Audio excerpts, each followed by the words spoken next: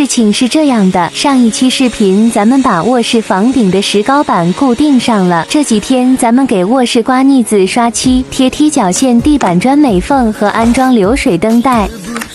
先在石膏板的缝隙处刮一层腻子，然后再贴上网格布，这样可以有效地防止以后出现开裂现象。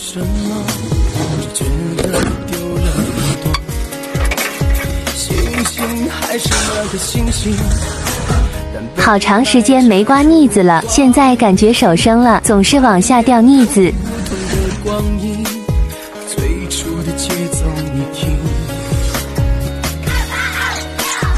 屋顶刮完了，下面开始刮墙面。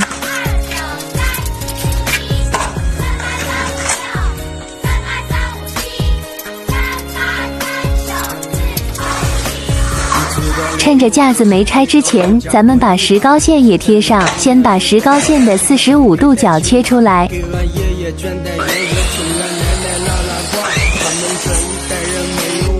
但是很伟大，我想不起来那台黑白电视眼里啥，也想不起来鞠萍姐姐当年说的话。我找不到我套房子体里那片瓦，谁知道我的台股票价都放哪里了？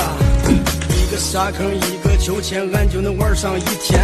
饿了爬到树上摘点槐花吃点榆钱，马泡有多香，上身有多甜。石膏线贴完了，接下来咱们把架子拆掉，开始刮下面的腻子。下面的墙面在铲墙皮的时候铲得有点深了，现在凹凸不平的，需要先抹一层石膏粉把墙面找平。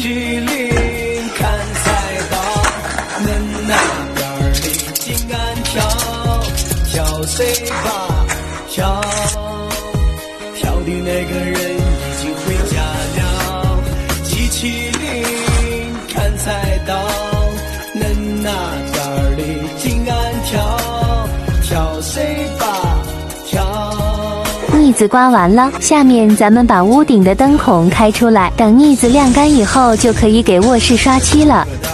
我很后悔当年为啥老是欺负他，现在我有了小外甥还在欺负他。我说老姐啊，先用小刷子把石膏线刷出来，然后就可以用大滚筒大面积滚刷了。他说谁吃饭吃的多，他就给谁买贴画，偶尔老师也会叫他去学校谈谈话。他回来打了我一巴掌，他自己也哭了。到下午屋里面就有点暗了，先接一个临时灯干活用。长大以后我才明白那是因为啥，他的委屈都在心里，从不善于表达。但是我知道他最牵挂的就是俺姐弟俩。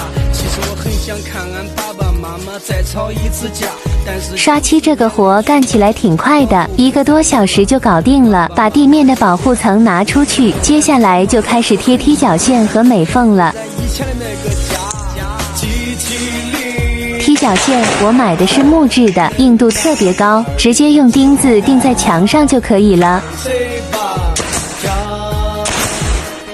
那个人回不去家了，机器灵看菜刀，你那边里静安跳，跳谁吧跳，跳的那个人回不去家了。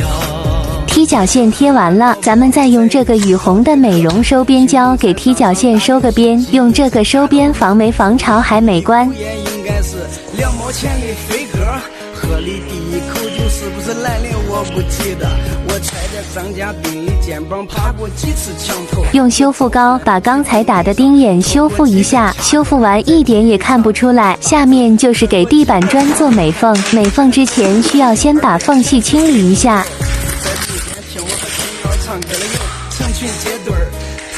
清理好缝隙别忘了打蜡，要不然铲胶的时候可就麻烦了。是为了整小闺女儿，想想那些屁事儿，哎呦真是味儿，能弥补失去的童年，最开始打出的美缝剂没有混合均匀，先打出来1点，等它混合均匀后再使用，然后再这样对准缝隙匀速移动。美缝剂我选的是雨虹的聚尿美缝剂，非常环保，重要的是耐黄变。聚尿美缝剂固化的比较快，所以打个4-5米压一下缝就 OK 了，非常简单，大大缩短工期。美缝做完了，等4个小时以后美缝剂干了，就可以铲边了。打完蜡以后铲边就很轻松，有的地方根本就不用铲，直接用手就可以拿掉。把大灯和筒灯装上。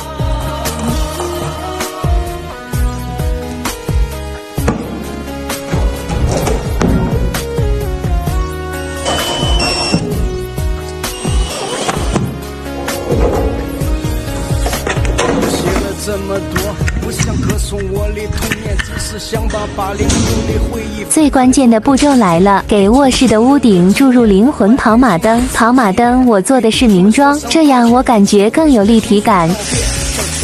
灯槽我用的是黑色，这样在不开灯的时候也可以当做装饰条。流水跑马灯带是可以自粘的，直接贴在灯槽里就行。